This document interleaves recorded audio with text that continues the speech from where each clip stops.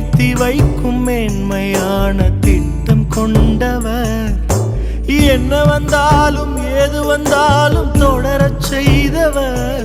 நான் என்றென்றும் சார்ந்திருக்கும் தகுதி உள்ளவர். உம்மை நம்பிடுவேன், உம்மை பின்தொடர்வேன், இறுதி வரை உம்மை சேவிப்பேன்.